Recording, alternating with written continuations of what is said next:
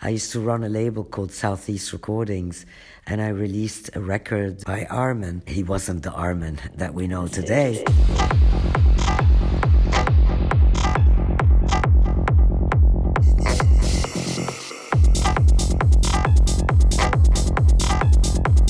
I have the pleasure of sitting here with the techno queen, Miss Nicole Moudaber, during Amsterdam Dance Event here for DJane Mag.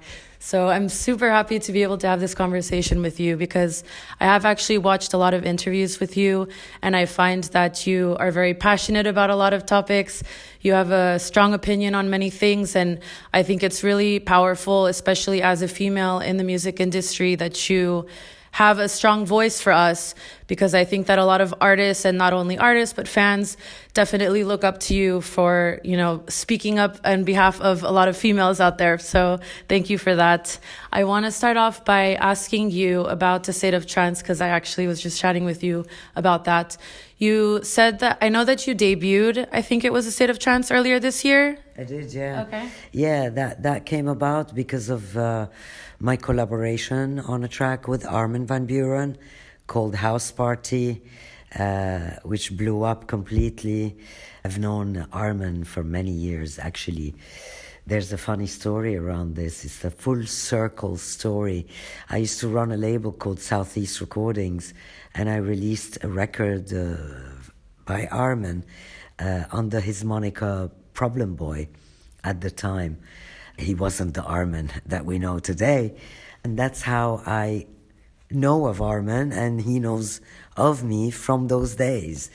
And to be approached to do a track together is really an incredible moment and a full circle moment.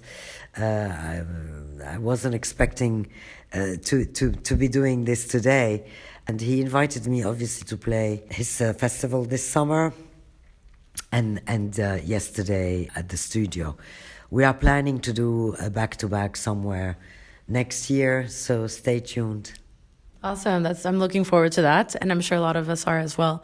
It was really nice to see you play the set yesterday, because I've been following, of course, many techno artists, because that's what I'm passionate about right now, and State of Trance as well. And going into the studio, and you were, I think, maybe the second artist that I got to see when I walked in. It was so nice to see, more techno artists kind of combining with the trance music, which I think is a big topic of today.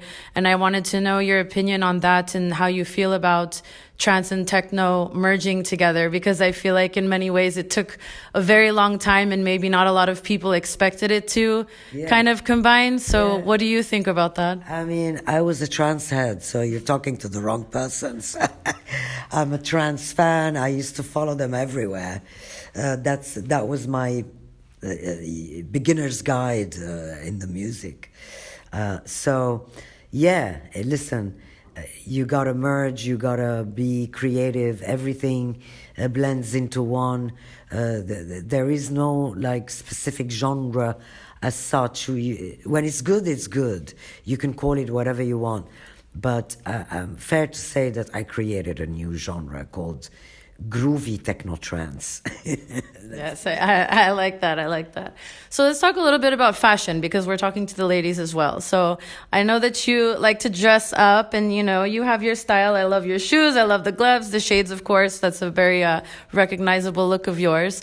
Maybe tell us a little bit about your fashion choices. I see that you're maybe doing some media, like a magazine. I see a lot of other artists as well, females, that are being featured in Vogue and stuff like this, which I feel like has also been kind of evolving as well in the electronic music industry. So what do you want to tell us about your fashion choices? Well, I've always been into fashion since I was a teenager.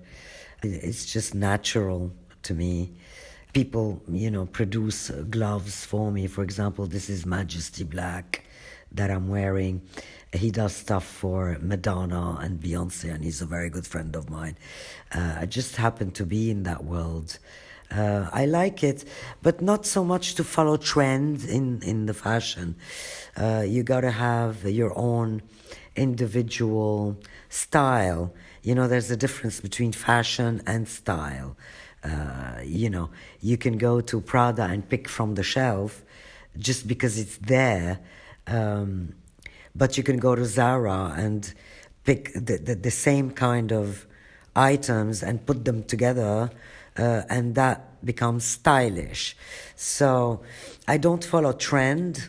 Wear the things that represent you as a person. That's how I see fashion. And what do you say represents you as a person? Me, a bit of the androgynous look. But I'm also into suits. I like that CEO vibe a lot. Yes, I love it. And it suits you very well. Thank you. So just to finish up some questions here, I actually am Middle Eastern myself. I'm part Persian, but I don't speak Farsi or anything. But I had a lot of Lebanese friends growing up, and I would see them coming back from their trips in Beirut in the summer. Yeah. And I used to be so jealous in high school because they would come with their tans and their nice fashion, and they would tell me about the parties they were going to. And I'm like, I want to come with you guys. And of course, the food and the culture and everything. So could you maybe tell us a little bit about your connection, of course, to Lebanon, and basically what do you love about it, and of course the nightlife that's surrounded there? I love about it, I mean, I love the Mediterranean. That's what I love. The summer, the food. I've got the family there, some friends there. And Lebanon is a very vibrant city, and the people of Lebanon are very resilient. I don't think there's a population in the world that is as resilient as the Lebanese. We've been through a lot, and we came out of it. And nothing beats us. We just stand up and do it all over again. That's what I love about Lebanon. And the women of Lebanon, they are the strongest women I have ever seen. Which I think probably the Persians too. So yeah. No, I mean, we are the Phoenicians. Lebanon is used to be Phoenicians. Our DNA is probably 70% Phoenicians. We're not really Arabs. We are a different breed. So the Phoenicians created the alphabet in the world. So yeah, we gave you that. Proud moment. If you had to say one like comfort food or something that's like that reminds you of home, what would it be? I would say kibbeh. You like that? Wait, raw or fried? No, baked. Baked? Okay. Yeah. Okay, that sounds healthier. Yeah, I would say kibbeh. Kibbeh is great. What else? God, if you're vegetarian, we have 4,000 dishes for vegetarians. And if you're a carnivore, we've got all the grills that you can imagine. It's very healthy, and it's very simple, yet it's got a twist. So yeah.